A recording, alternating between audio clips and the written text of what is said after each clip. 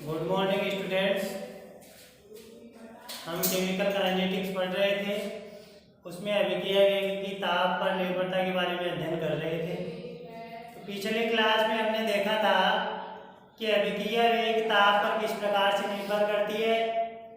सामान्यतः 10 degree Celsius ताप बढ़ाने पर अभिक्रिया का जो वेग है वो 2 से 3 गुना बढ़ जाता है, यानी 200 से 300% बढ़ जाता है। तो 10 डिग्री सेल्सियस तापांतर पर अभिक्रिया के जो वेग नियतांक है उनका अनुपात क्या कहला रहा था? ताप गुणांक। अब अपन ताप पर अभिक्रिया के वेग की जो निर्भरता है उसके बारे में अध्ययन कर रहे थे। तो उसी में इसको प्रभावित करने वाले 2 कारकों का अपन ने अध्ययन किया था कि अभिक्रिया के वेग में ताप बढ़ाने पर जो वृद्धि होती है वो किस कारण से होती है। तो पहला आपका जो कारक था वो क्या था? संघट्ट आवृत्ति का बढ़ना। अपन ने पिछली क्लास में देखा था कि संघट्ट आवृत्ति क्या होती है। कोई भी अभिक्रिया मिश्रण है, उस अभिक्रिया मिश्रण के इकाई आयतन में, मान लीजिए ये आपका जो आयतन है वो 1 लीटर है, इकाई आयतन हो गया। इकाई आयतन में प्रति सेकंड जो टक्कर होती है उनकी संख्या क्या कहलाती है? संघट्ट आवृत्ति। अभिक्रिया मिश्रण के इकाई आयतन में प्रति सेकंड होने वाली टक्करों की संख्या को क्या बोलते हैं? संघट्ट आवृत्ति। तो जैसे ही अपन ताप बढ़ाते हैं, ताप अगर बढ़ाते हैं तो ताप बढ़ाने से अणुओं की गतिज ऊर्जा बढ़ेगी, क्योंकि अणु की जो गतिज ऊर्जा है वो परम ताप की क्या होती है? समानुपाती। Kinetic energy is directly proportional to T। जैसे जैसे ताप अपन बढ़ाएंगे वैसे वैसे अणुओं की गतिज ऊर्जा क्या होगी? बढ़ेगी।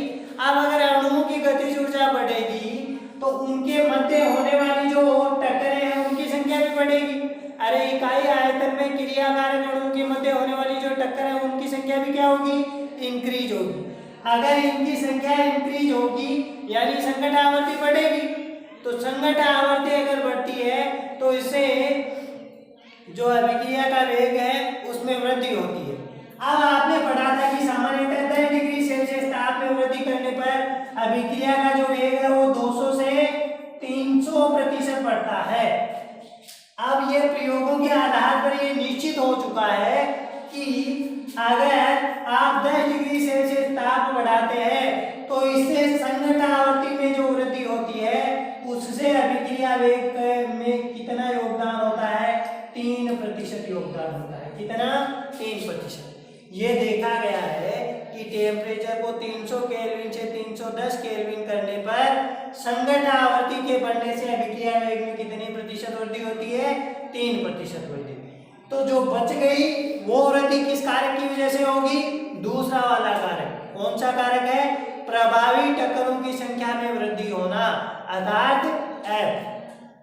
जो प्रभावी टक्करों की संख्या में वृद्धि होती है उस वजह से अभिक्रिया का जो वेग है वो 10 डिग्री सेल्सियस ताप बढ़ाने पर 200 से 300 गुना हो जाता है। 200 से 300% बढ़ जाता है, यानी 2 से 3 गुना हो जाता है। बात समझ में आई कि नहीं आई? अब देखो, इसको अपन पहले वाले कारक को नोट डाउन करेंगे, फिर दूसरे कारक की चर्चा करेंगे। देखो, ताप बढ़ाने पर पहले कारक की चर्चा अपन कर रहे थे, अभिक्रिया वेग की ताप पर निर्भरता। पहला जो कारक है वो संघट्ट आवृत्ति का बढ़ना, उसके अंदर लिखेंगे संघट्ट आवृत्ति का बढ़ना, उसके अंदर लिखोगे। ताप बढ़ाने पर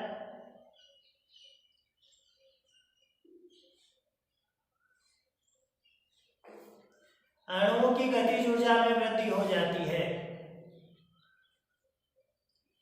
अणुओं की गतिज ऊर्जा में वृद्धि हो जाती है,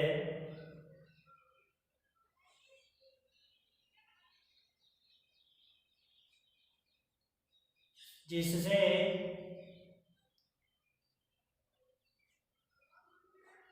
अभिक्रिया मिश्रण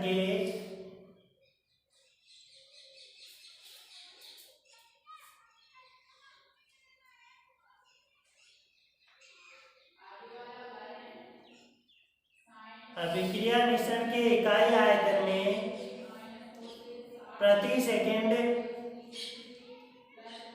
होने वाली टक्करों की संख्या बढ़ जाती है।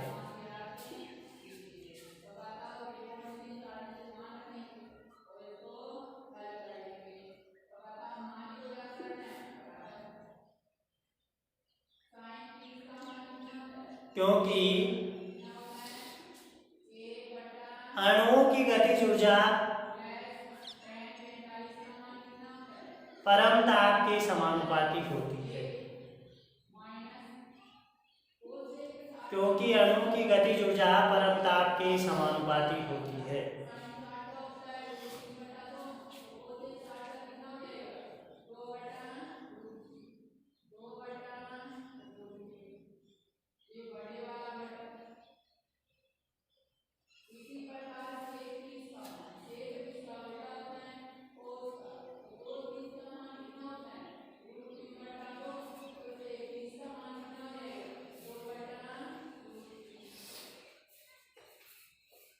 सामान्यतः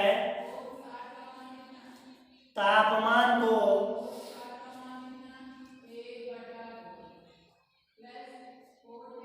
सामान्यतः तापमान को 300 केल्विन से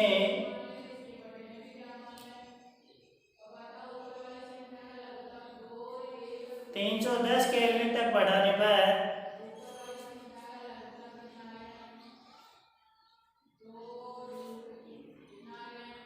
300 केल्विन से 310 केल्विन तक बढ़ाने पर अभिक्रिया वेग में हुई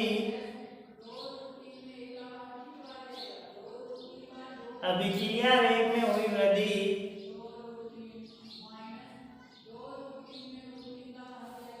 में 3% योगदान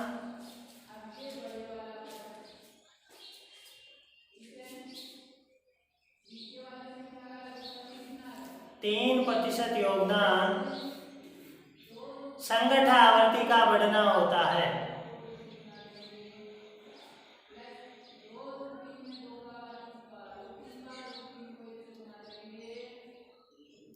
आप लोगों के बात समझ में आई होगी।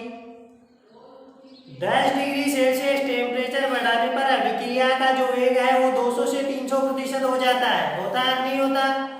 अब केवल और केवल 3% योगदान किसकी वजह से है? संगठ आवर्ती के बढ़ने से। तो बाकी का जो योगदान है वो किसकी वजह से होगा रे? प्रभावी टक्करों की संख्या बढ़ने वाली, यानी इसकी वजह से जो अभिक्रिया का वेग बढ़ेगा वो ज्यादा मोर इम्पोर्टेंट रोल प्ले करेगा। अरे ये क्या है? वो लेस इफेक्ट और ये इसका योगदान क्या होगा? मोर होगा। बात समझे कि नहीं समझे? दूसरा कारक लिखिएगा आप, प्रभावी संगठनों का बढ़ना। अभिक्रिया वेग की ताप पर निर्भरता का पहला कारक आपने देख लिया। दूसरा कारक लिखो, प्रभावी संगठनों या टक्करों का बढ़ना।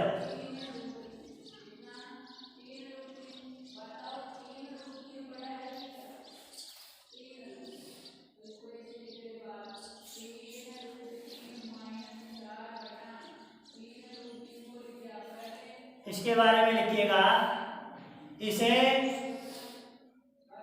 बोल्ट्जमान मैक्सवेल के ऊर्जा वितरण आलेख के द्वारा समझाया जा सकता है।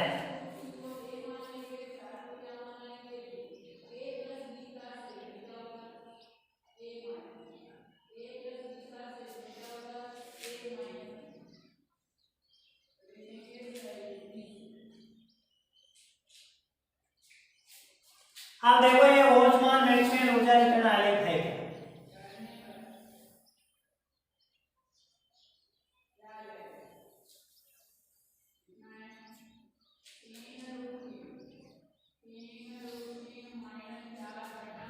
इधर अपने पास है अनुपात,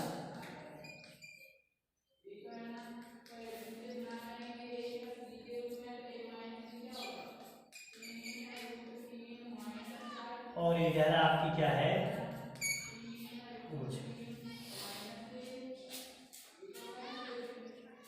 ये जो आलेख है वो इस प्रकार से आपको प्राप्त होगा, ऐसा आलेख। अणुओं का अंश और ऊर्जा के मध्य आलेख इस प्रकार से प्राप्त होता है, ऐसा आलेख।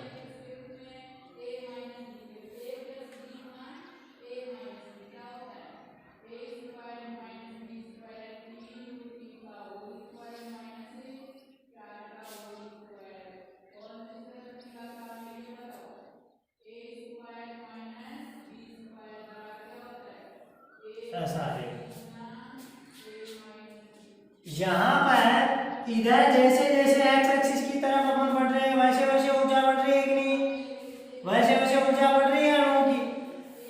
इधर अपन जानते हैं एक्स एक्सिस पर आगे तो अणु की ऊर्जा बढ़ रही है।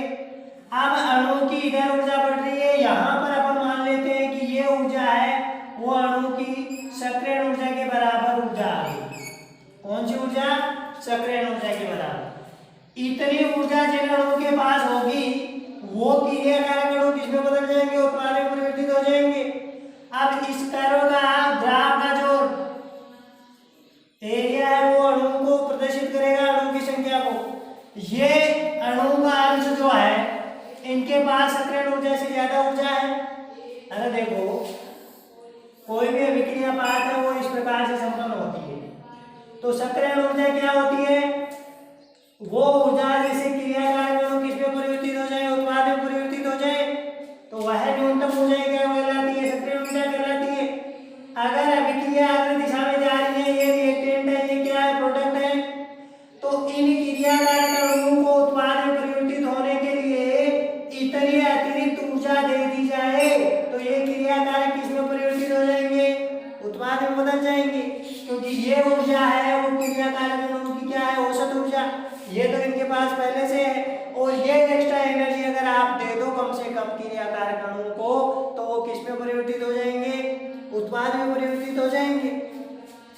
तो ये ऊर्जा का आपको क्रम दिखाई दे रहा है। इधर जैसे जैसे जाएंगे वैसे वैसे ऊर्जा बढ़ेगी और ये वाली सिचुएशन क्या है? ये वाली सिचुएशन है, यानी ये पीक पॉइंट आ गया। इतनी ऊर्जा जिन अणु के पास होगी इसको अपन देयली ऊर्जा भी दिखा दो कि ये पूरी की पूरी ऊर्जा क्या है? देयली ऊर्जा। ये मैं इसको ई थ्रेशोल्ड लिख देता हूँ है, ये देयली ऊर्जा है, ये कुल ऊर्जा हो गई जिससे क्रियाकारक अणु किसमें परिवर्तित हो सकते हैं? उत्पाद में परिवर्तित हो सकते हैं। अब इतनी ऊर्जा या इस ऊर्जा से ज्यादा ऊर्जा जिन अणुओं की है वो तो उत्पाद में बदलेंगे, बाकी के जो क्रियाकारक अणु है वो कभी उत्पाद में नहीं बदलेंगे। इस आलेख को समझेंगे कैसे? इधर अपन एक्स एक्सिस पर जा रहे हैं वैसे वैसे ऊर्जा बढ़ रही है, वाई एक्सिस पर जा रहे हैं वैसे वैसे अणुओं की संख्या, अणुओं का अंश है। इतनी ऊर्जा वाले अणु बटा कुल अणु, कुल क्रियाकारक अणु, वही क्या हो गए? अणुओं का अंश हो गया। अणु का अंश कैसे? जैसे मान लीजिए इन अणुओं की संख्या यहाँ पर क्या है? यहाँ पर ये ऊर्जा कम है ना और ये अणु का अंश है, तो कम ऊर्जा वाले अणु का अंश भी कम है कि नहीं है? जैसे जैसे एक्स एक्सिस पर जा रहे हैं वैसे वैसे वाई एक्सिस पर मान भी बढ़ रहा है। बात समझे कि नहीं समझे? अरे जैसे जैसे आगे जा रहे हैं वैसे वैसे ऊर्जा का मान जैसे जैसे बढ़ रहा है वैसे वैसे अणुओं का अंश भी बढ़ रहा है।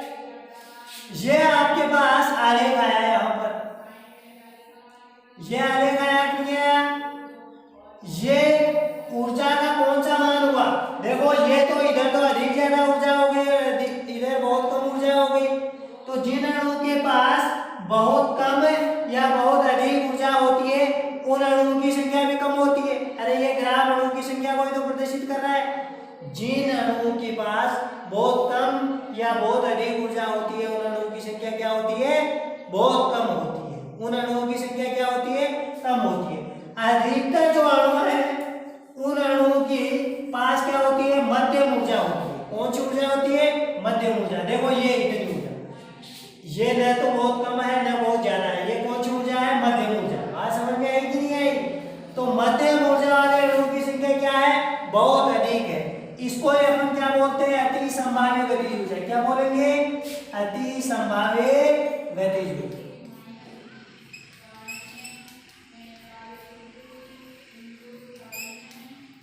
किसी भी अभिक्रिया मिश्रण में बहुत कम ऊर्जा वाले और बहुत अधिक ऊर्जा वाले अणुओं की संख्या क्या होती है? कम होती है। अधिकतर अणुओं के पास मध्यम ऊर्जा होती है, औसत ऊर्जा होती है, जिसे क्या बोलेंगे अपन? अति संभाव्य गतिज ऊर्जा बोलेंगे। बात समझ में आई कि नहीं आई? अब जैसे जैसे एक्स एक्सिस पर बढ़ रहे हैं वैसे वैसे अणुओं की ऊर्जा बढ़ रही है। यहाँ पर यह आपकी देयली ऊर्जा के बराबर ऊर्जा होगी। इससे अधिक ऊर्जा वाले जो क्रियाकारक अणु है वो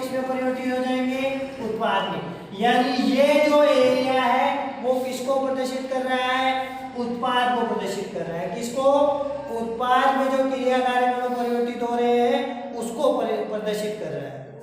यह किस पर है? T डिग्री सेल्सियस पर यह ग्राफ। आज समझ में आई कि नहीं आई? अब अपन ने क्या किया, इस अभिक्रिया मिश्रण में T डिग्री सेल्सियस जैसे 300 केल्विन टेम्परेचर था, इसकी जगह टेम्परेचर को कितना कर दिया? 310 केल्विन कर दिया। कितना कर दिया है? 310 केल्विन कर दिया। बात समझ में आई कि नहीं आई? यानी टेम्परेचर को कितना बढ़ा दिया? 10 डिग्री सेल्सियस बढ़ा दिया। तो ये जो अणु का अंश और इनकी ऊर्जा के मध्य जो आलेख है वो किधर स्थापित हो जाता है? दाहिनी तरफ शिफ्ट हो जाता है। यह आलेख किधर शिफ्ट हो जाता है भाई? यह आलेख ऊपर से चपटा हो जाता है और दाईं ओर विस्थापित हो जाता है। दाहिनी ओर विस्थापित हो जाता है। इस प्रकार से यह आपका आलेख बन जाता है।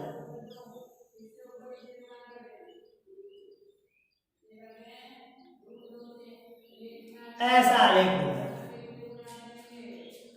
यह किस पर है? T + 10 डिग्री सेल्सियस पर। ये T डिग्री सेल्सियस पर आलेख था, ये T + 10 डिग्री सेल्सियस पर।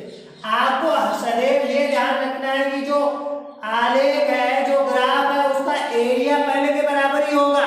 लेकिन पहले इसका पीक था, ये ग्राफ ऊपर की तरफ था, अब ये फ्लैट हो गया, चपटा हो गया ऊपर से।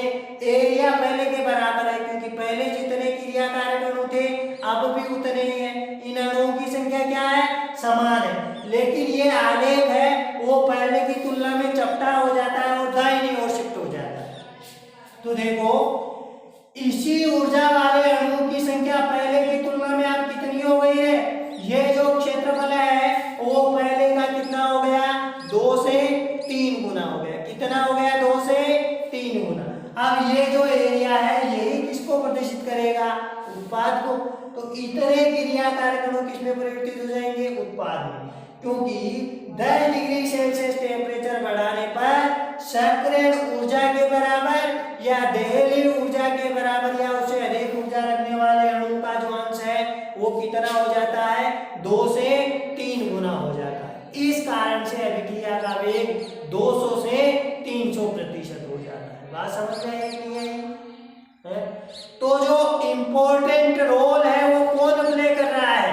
संगठन आवर्ती का बढ़ना या प्रभावी संगठनों का बढ़ना? प्रभावी संगठनों का बढ़ना। प्रभावी संगठन वे टक्कर होती है, ऐसी टक्करें होती है जिनके फलस्वरूप जो ऊर्जा मिलती है उसका मान सक्रिय ऊर्जा के बराबर या उससे अधिक होता है। तो उतने क्रिया कारक अणु किसमें परिवर्तित हो जाएंगे? उत्पाद में परिवर्तित हो जाएंगे। देखो, ये क्रिया कारक अणु है, अणु का अंश इधर है और ये उनकी क्या है? ऊर्जा। ये अणु का अंश है और ये इसकी क्या है? ऊर्जा है। तो बहुत कम ऊर्जा वाले अणु और बहुत अधिक ऊर्जा वाले अणु का अंश क्या होता है? कम होता है। अधिकतर अणुओं के पास औसत ऊर्जा, मध्यम ऊर्जा होती है जिसे अपन क्या बोलते हैं? अति संभाव्य गतिज ऊर्जा बोलते हैं। क्या बोलते हैं? अति संभाव्य गतिज ऊर्जा। जब आप ताप बढ़ाएंगे तो ताप बढ़ाने से क्या होगा? ताप बढ़ाने पर अणु की ऊर्जा, गतिज ऊर्जा बढ़ेगी। गतिज ऊर्जा बढ़ने से जो उनकी ऊर्जा है उसका मान बढ़ेगा और जो सक्रिय ऊर्जा है उसके बराबर वो ऊर्जा प्राप्त कर लेंगे। सक्रिय ऊर्जा के बराबर या उससे अधिक ऊर्जा प्राप्त कर लेंगे। तो जिन अणुओं के पास सक्रिय ऊर्जा के बराबर या उससे अधिक ऊर्जा होती है वही क्रिया कारक अणु किसमें परिवर्तित हो पाते हैं? उत्पाद में परिवर्तित हो पाते हैं। और इन अणुओं की जो टक्कर है वही क्या कहलाती है? प्रभावी टक्कर कहलाती है। बात समझ में आई कि नहीं आई? तो टेम्परेचर बढ़ाने से जो प्रभावी टक्करें हैं उनकी संख्या पहले की तुलना में बढ़ गई। इस कारण से जो दहलीय ऊर्जा या सक्रिय ऊर्जा धारित अणुओं का अंश है वो पहले का 2 से 3 गुना हो गया। इस कारण से अभिक्रिया वेग में 200 से 300% वृद्धि हो जाती है। बात समझ में आई कि नहीं आई? अब इसे नोट डाउन कीजिएगा, फिर अपन ये आलेख भी बनाएंगे।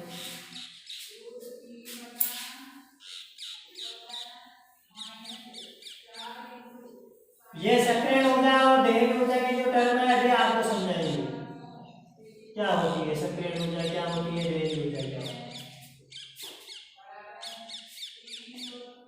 दूसरा कारक लिखो प्रभावी संगठनों का बढ़ना।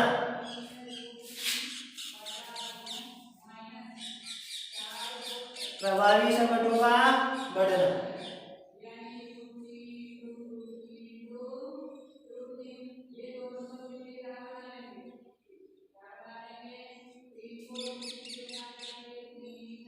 इसमें शुरू नहीं किया था ना, अभी लिखना लिख लिया करो।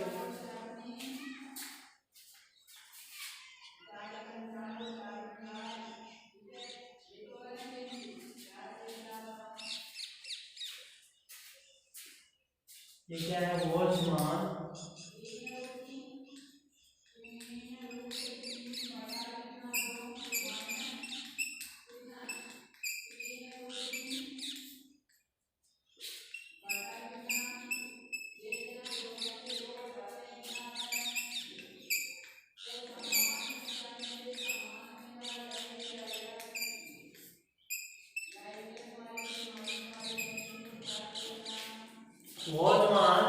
मैक्सवेल का अणु का ऊर्जा वितरण है।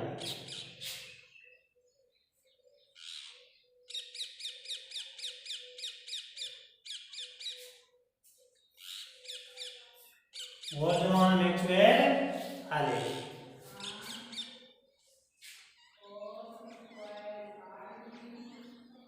आलेख बनाओ फिर इसके बारे में लिखो।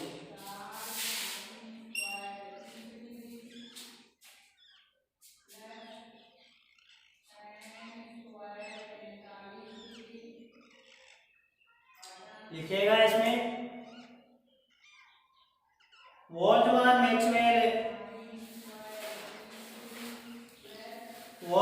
मैक्सवेल ने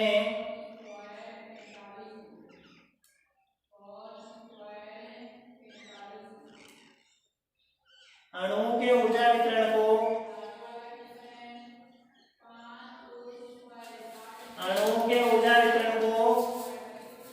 सांख्यिकी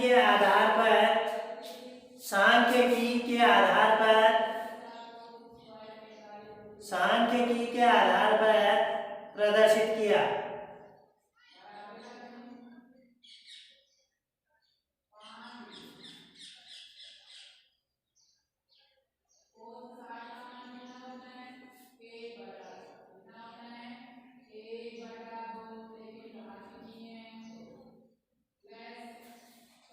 आगे वाली लाइन में डाल के लिखो, सभी क्रियाकारक अणुओं की ऊर्जाएं समान नहीं होती हैं। देखो ये क्रियाकारक अणु है, यहाँ पर इनकी ऊर्जा कम है, इनकी ऊर्जा मध्यम और इनकी ऊर्जा क्या है, उच्च है। सभी क्रियाकारक अणुओं की ऊर्जाएं समान नहीं होती हैं।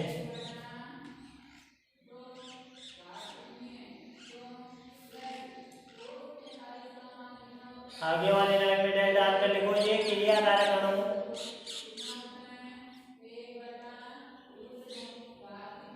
परस्पर टक्कर करते रहते हैं।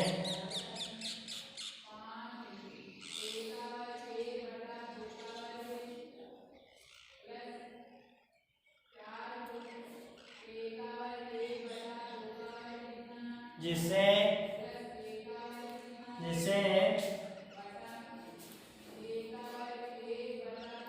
ये एक दूसरे अणु को अपनी ऊर्जा स्थानांतरित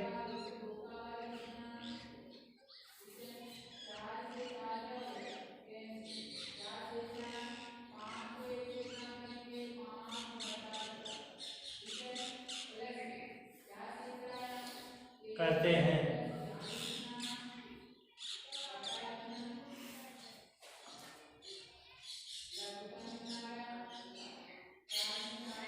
अणुओं की ऊर्जा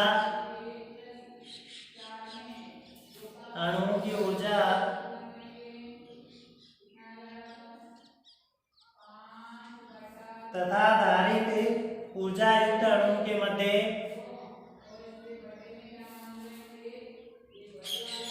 अणुओं की ऊर्जा तथा धारित ऊर्जा युक्त अणु के अंश के मध्य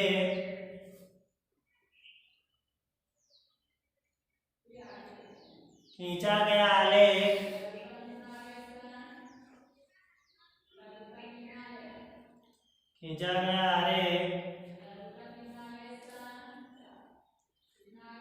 बोल्ट्जमान मैक्सवेल ऊर्जा वितरण आलेख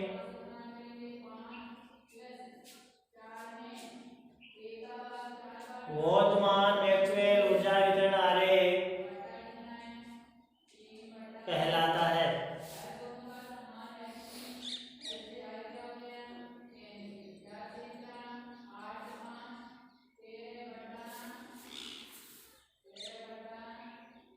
आगे वाली लाइन में डैश डाल के लिखिएगा। आरेख से स्पष्ट होता है कि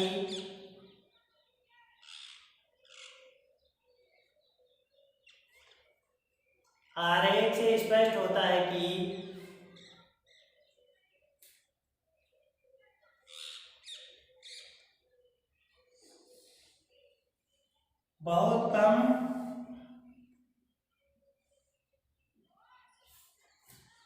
तथा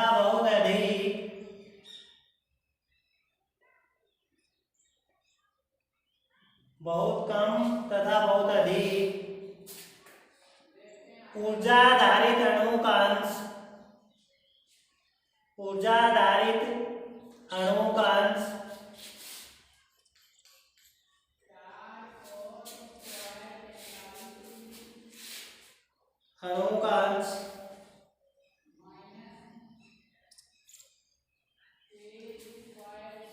बहुत कम होता है।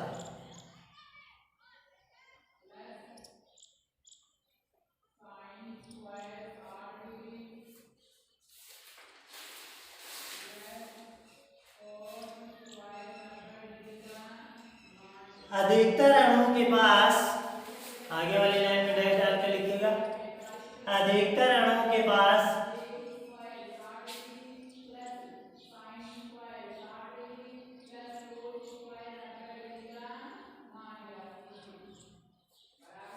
मध्यवर्ती गतिज ऊर्जा होती है।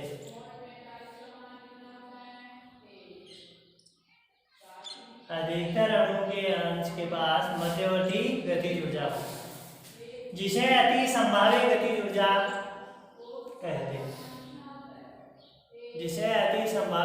ऊर्जा कहते हैं।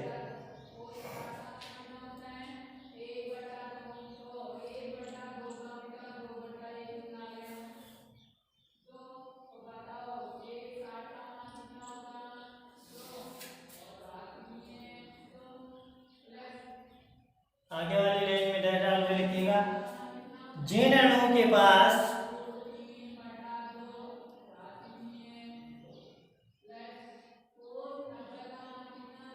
देहली ऊर्जा के बराबर या उससे अधिक ऊर्जा होती है,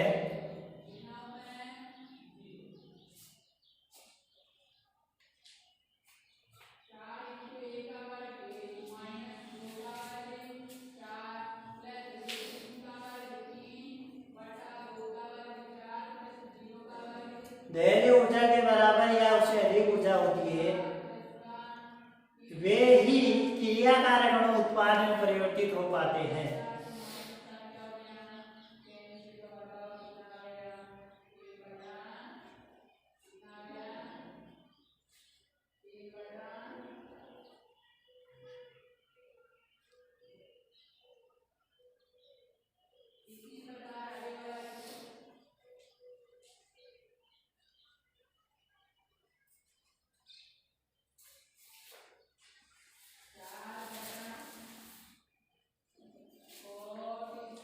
आगे वाले लाइन में डैश डाल के लिखेंगे, देहली ऊर्जा के बराबर या उससे अधिक ऊर्जा वाले अणु का अंश बहुत कम होता है। देहली ऊर्जा आधारित अणु का अंश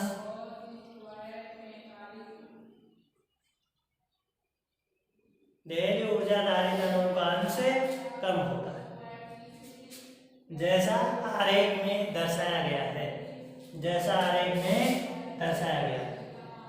ऐसे लिखिएगा।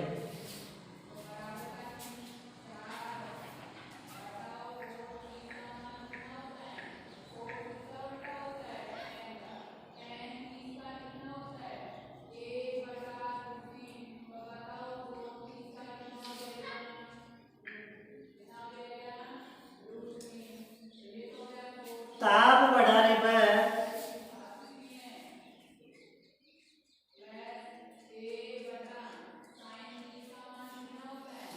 ताप बढ़ाने पर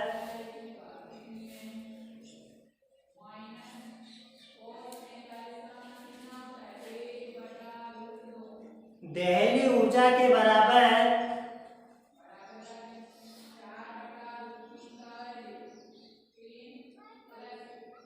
दहली ऊर्जा के बराबर या उससे अधिक ऊर्जा रखने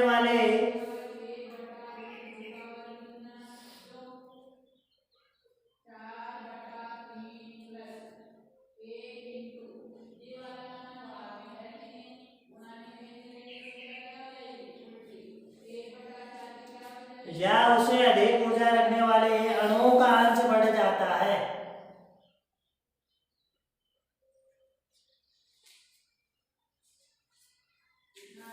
अणुओं का अंश बढ़ जाता है। देखो भाई, ताप को अपन बढ़ा रहे हैं। जैसे ये T डिग्री सेल्सियस पर आलेख था और ये T + 10 डिग्री सेल्सियस पर आलेख है, तो ताप को बढ़ाने पर देहली ऊर्जा के बराबर या उसे अधिक ऊर्जा रखने वाले अणुओं का अंश क्या हो गया? बढ़ गया। अरे ये जो आलेख है, इस आलेख का जो एरिया है वो किसका? अणुओं की संख्या को प्रदर्शित करेगा। तो पहले अणुओं की संख्या इतनी थी, तो अब इतनी हो गई। यह क्षेत्रफल पहले का कितना हो गया? 2 से 3 गुना हो गया। यानी जिन अणुओं के पास सक्रियण ऊर्जा के बराबर या उससे अधिक ऊर्जा है, वो अणु है वो 2 से 3 गुना हो गए पहले के। तो यही क्रियाकारक ज्यादा उत्पाद में परिवर्तित हो पाएंगे। बात समझे कि नहीं समझे? अब जिन अणुओं के पास सक्रियण ऊर्जा के बराबर या उससे अधिक ऊर्जा होगी, वो किसको प्रदर्शित करेगा? हैं? प्रभावी संगत वाले अणु का अंश हो जाएगा।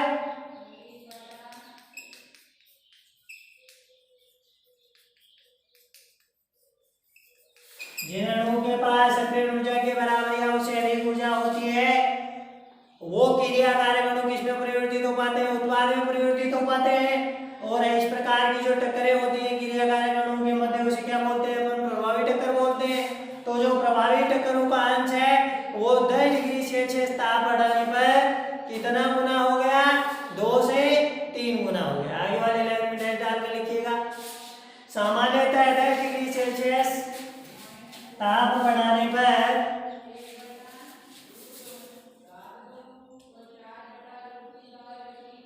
सामान्यतः 10 डिग्री सेल्सियस ताप बढ़ाने पर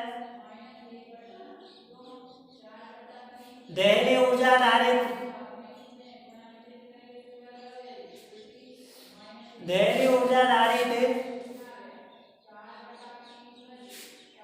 अणुओं का अंश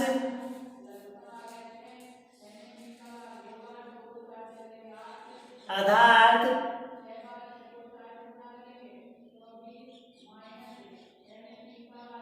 प्रभावी संगठ करने वाले अणु का अंश प्रभावी संगठ या टक्कर करने वाले अणु का अंश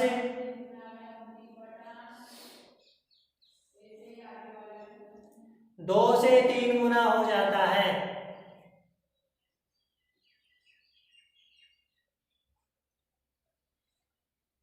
2 से 3 गुना हो जाता है, जैसा आरेख में दर्शाया गया है।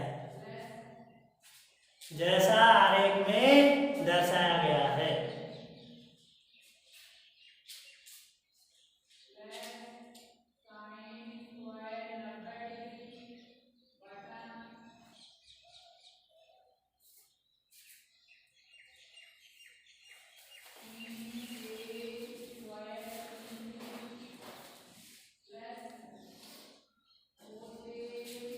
और आलेख आगे वाली लाइन में डैश डाल के लिखिएगा। और आलेख ताप बढ़ाने पर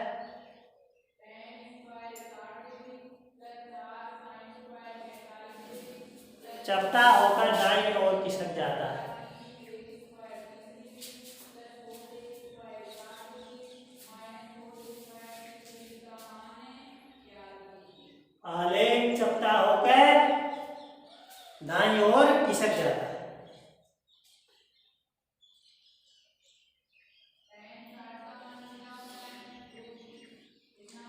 आगे वाली लाइन में स्टार लगाकर लिखेंगे।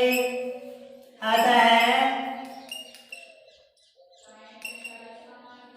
ताप बढ़ाने पर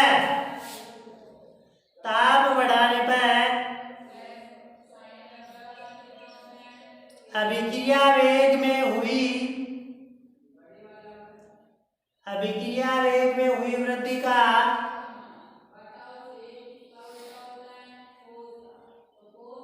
मूल कारण, कोष्टक में लिखेंगे महत्वपूर्ण कारण,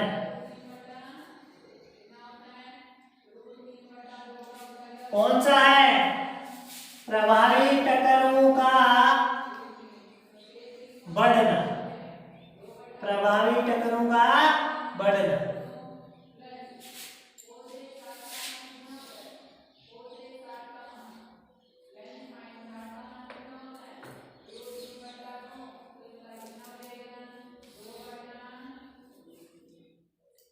ये हो गया अभिक्रिया वेग की ताप पर किस प्रकार से निर्भरता है, ये आपका हो गया। अब आगे लिखेंगे आप आर्हेनियस समीकरण।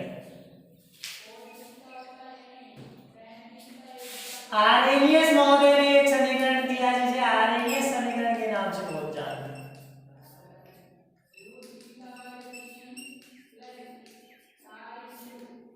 देखो ना इसमें क्या किया, इसमें भी संबंध स्थापित किया था। अभिक्रिया जो वेग नियतांक और ताप के मध्य एक संबंध स्थापित किया, और ये समीकरण क्या था? k बराबर a e की power minus e upon RT।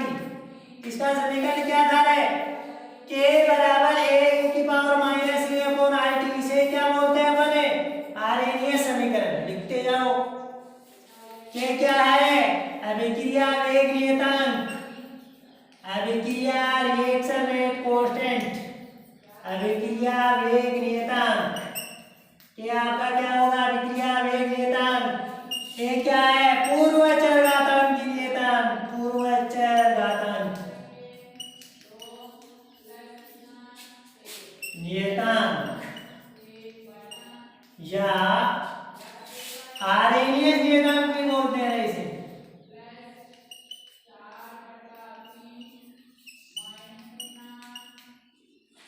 और देखो ये क्या है? सक्रियण ऊर्जा, एक्टिवेशन एनर्जी। और आर क्या है आपका? गैस नियतांक। टी क्या है? परमताप। ये किस में लेना है? न्यूमेरिकल क्वेश्चन सॉल्व करते समय केल्विन में। e की power minus e upon RT क्या है? ये अणु का अंश है, फ्रैक्शन ऑफ मॉलिक्यूल्स, अणु का अंश। ये उन अणु का अंश है जिनके पास सक्रियण ऊर्जा के बराबर या उससे अधिक ऊर्जा है, या उन अणु का अंश है जो किसमें कन्वर्ट होगा? उत्पाद में परिवर्तित होगा। e की power minus e upon RT क्या है? अणु का अंश है जिनके पास क्या है? सक्रियण ऊर्जा के बराबर या उससे अधिक ऊर्जा, सक्रियण ऊर्जा के बराबर या उससे अधिक ऊर्जा। ये अणु का अंश है, इन अणुओं के पास सक्रियण ऊर्जा के बराबर या उससे अधिक ऊर्जा। ये उन अणु का अंश है जिनके पास सक्रियण ऊर्जा के बराबर या उससे क्या है? अधिक ऊर्जा। बात समझ में आ गई? तो सारी बातें आपकी समझ में आ गई होगी। के क्या है आपका? के क्या है? अभिक्रिया वेग नियतांक है। ए क्या है? आर्हेनियस नियतांक या पूर्व चरघातांक की नियतांक। ई क्या है? सक्रियण ऊर्जा है। आर क्या है? गैस नियतांक है। और टी क्या है? परम ताप है, इसे केल्विन में लेना है। ई की power minus e upon RT क्या है? अणु का अंश है जिनके पास सक्रियण ऊर्जा के बराबर या उससे क्या है? अधिक ऊर्जा है। बात समझ में आई होगी। अब इसको अपन लॉग रूप में लिखेंगे इस आलेख को। देखो लॉग लेने पर नेचुरल लॉग लेंगे पहले, तो लॉग लेने पर क्या हो जाएगा? ln ऑफ k बराबर, देखो ये क्या हो जाएगा? इसका log natural log of a plus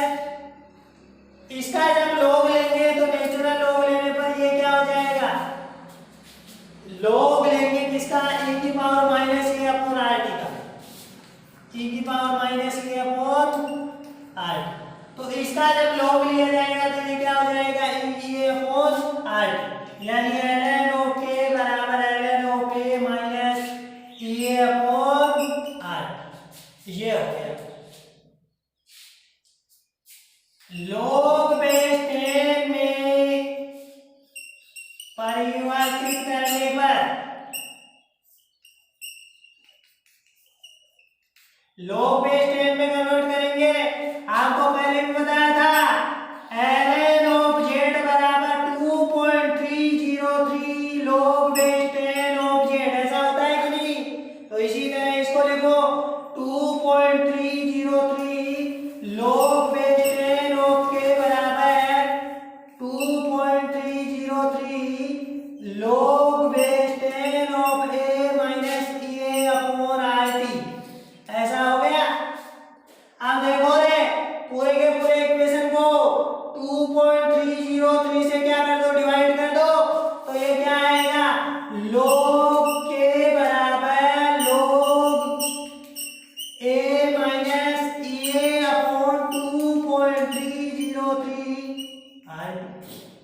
अरे आया कि नहीं आया, इसकी तुलना कर दो रे, y बराबर c माइनस एम एक्स से तुलना करने पर,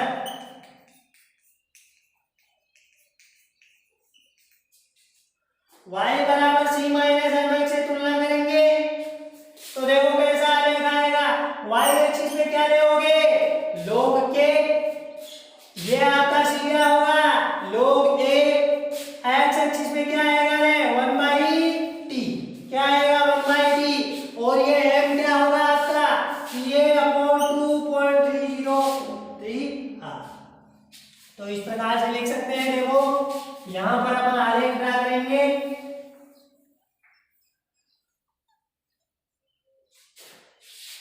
आलेख किसके मध्य बनाए, आलेख log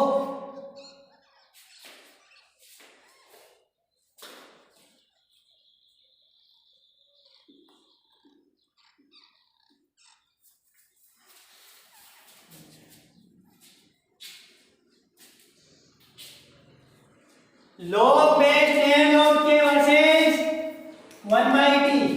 अरे आलेख ड्रा कीजिएगा, देखो log k y एक्सिस पे लेंगे, log k इधर 1/t ले लिया, ये 1/t ले लिया। अब देखो ये कैसा आलेख आएगा, इस प्रकार से इंटरसेप्ट वाला विद रेडियस स्लोप, ऐसा आलेख आएगा। ये आपके पास इंटरसेप्ट है, इंटरसेप्ट कितना होगा रे, log बेस 10 ऑफ a, इसकी ढाल क्या होगी, अरे बोलो ढाल बराबर, बोलो tan थीटा बराबर कितनी होगी, माइनस ए अपॉन 2.303 r, ये 2.303 इस प्रकार से आपके पास आएगा। यह आरेख फर्स्ट हो गया। अब दूसरा आरेख भी अपन बना सकते हैं। सेकेंड आरेख किसके मध्य दर्शाएंगे, natural log of k versus 1/t। बनाओ आलेख बनाओ, ऐसा आलेख आएगा। इसमें बताओ देखिए यहां पर आप क्या लेंगे, नेचुरल लॉग ऑफ, इधर क्या होगा रे 1/t होगा, कैसा आलेख आएगा, ऐसा आलेख आएगा। ये नेचुरल लॉग ऑफ a, और इसकी ढाल क्या होगी, ढाल बराबर tan theta is equal to, बोलो माइनस ए बाई 2.303। ये नहीं आएगा ढाल के बनेगा।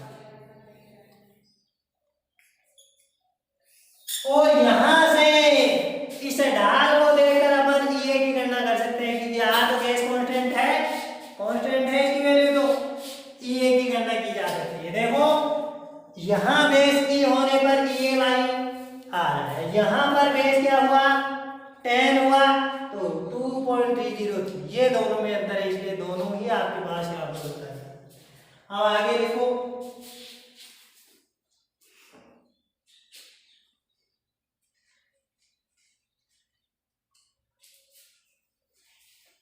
आगे वाले लाइन में डाल के लिखो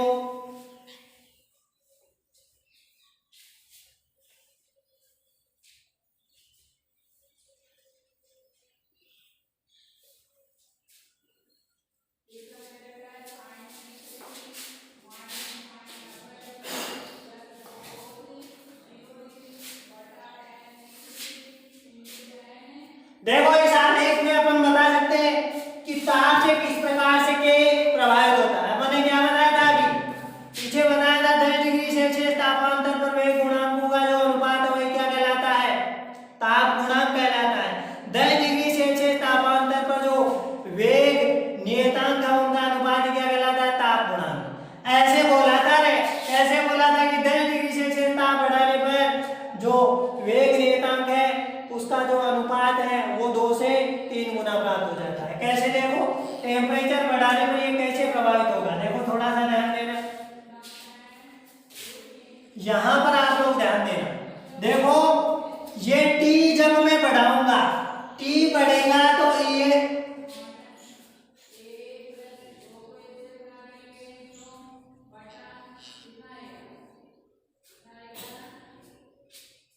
T बढ़ेगा, T जब बढ़ेगा, देखो ऐसे समझो, ये T अगर मैं बढ़ाता हूं, T अगर बढ़ाएंगे, T अगर बढ़ाएंगे तो T बढ़ाने पर क्या होगा, इसकी वैल्यू क्या होगी, अरे ये क्या है, T नीचे वाला जब बढ़ेगा तो इसकी ओवरऑल वैल्यू क्या होगी, कम होगी, क्या होगी, कम होगी। अब ये नेगेटिव में है तो ये बढ़ेगी, नेगेटिव में है तो क्या होगी, बढ़ेगी। देखो T नीचे की तरफ बैठा है, अरे अपॉन में बैठा है ना, T नीचे बैठा है, टेम्परेचर बढ़ाने पर ये अपॉन RT की वैल्यू क्या होगी, घटेगी, माइनस ये अपॉन RT की वैल्यू क्या होगी, बढ़ेगी, माइनस ये अपॉन RT की वैल्यू क्या होगी, बढ़ेगी। यानी कुल मिलाकर e की पावर माइनस ये अपॉन RT क्या होगा, बढ़ेगा। जब ये पूरा का पूरा बढ़ेगा तो k भी क्या होगा, बढ़ेगा। इस प्रकार से टेम्परेचर बढ़ाने पर जो वेग नियतांक में वृद्धि होती है उसको किससे कोरिलेट किया जाता है, आरएनएस समीकरण से। तो आगे वाले लाइन में डायरेक्ट आंसर लिखो, ताप बढ़ाने पर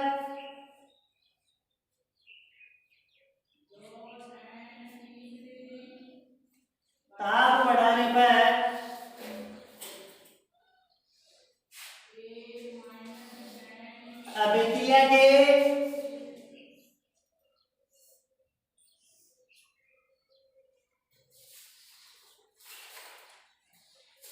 वेग नियतांक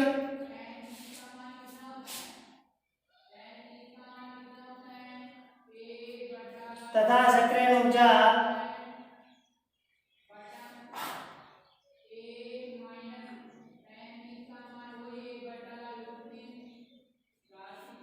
में हुए परिवर्तन को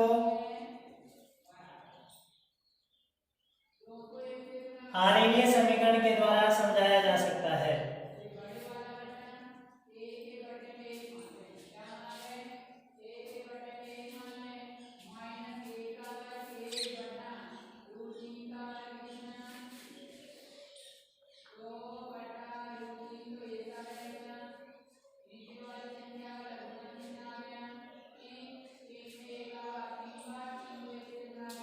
आगे को अंतराल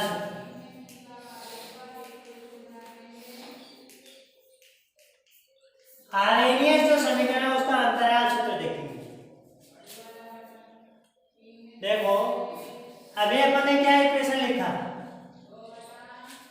ऐसे लिखा भाई, क्या लिखा था, log के बराबर क्या लिखा था, बोलो देखे, log के बराबर log a माइनस ये अपॉन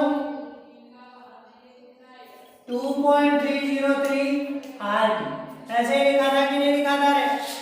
अब इसी के आधार पर जब आपके पास दो अलग अलग तापों की बात करें, मैंने क्या बताया था कि ताप बढ़ाने पर जो वेग नियतांक है वो परिवर्तित होता है।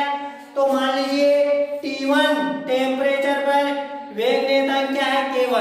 और T2 टेम्परेचर पर वेग नियतांक क्या है? K। क्या है? K। माना T1 तथा T2 ताप पर वेग नियतांक क्रमशः K1 तथा K2 है, तो आर्यनीय समीकरण के अनुसार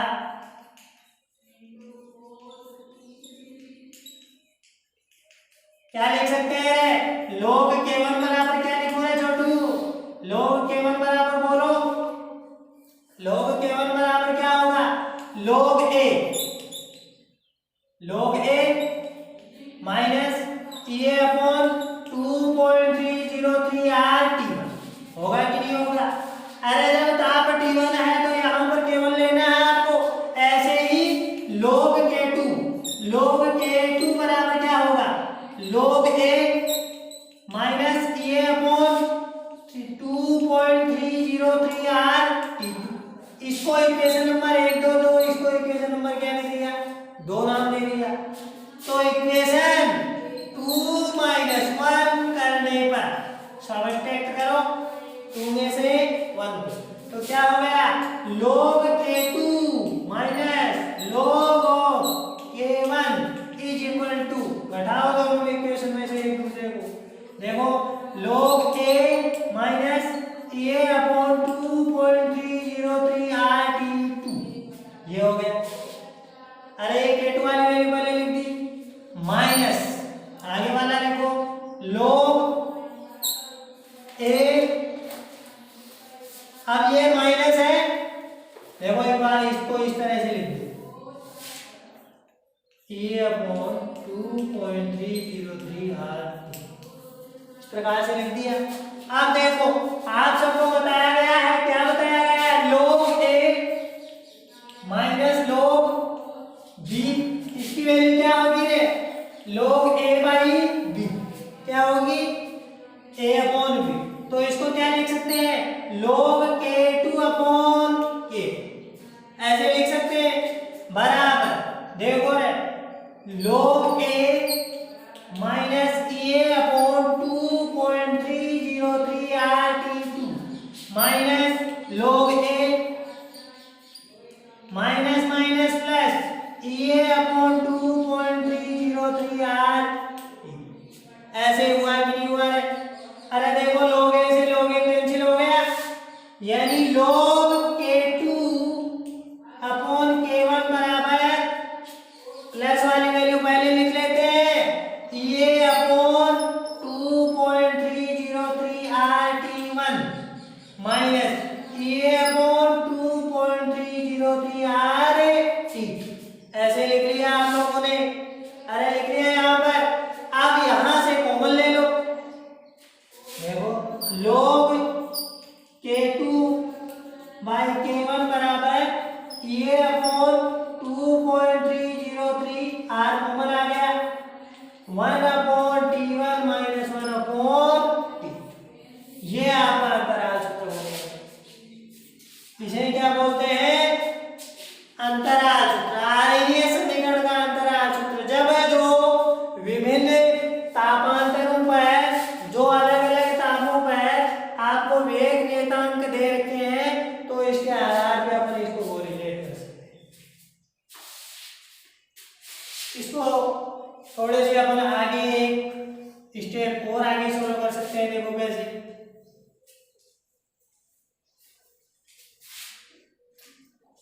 log K2 by K1 is equal to A upon 2.303 R। देखो यहाँ पर LCM T1 T2 आ गया, अरे आया कि नहीं आया? तो ये T2 माइनस T1 हो जाएगा, बस यही है अंतराल, ये हो गया।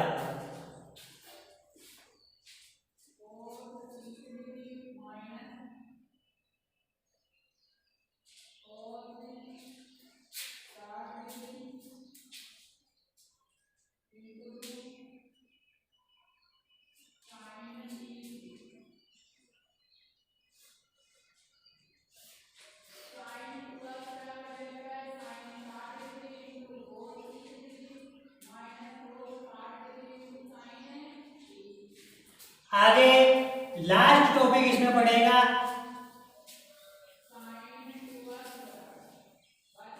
सक्रियण ऊर्जा व संक्रमण अवस्था।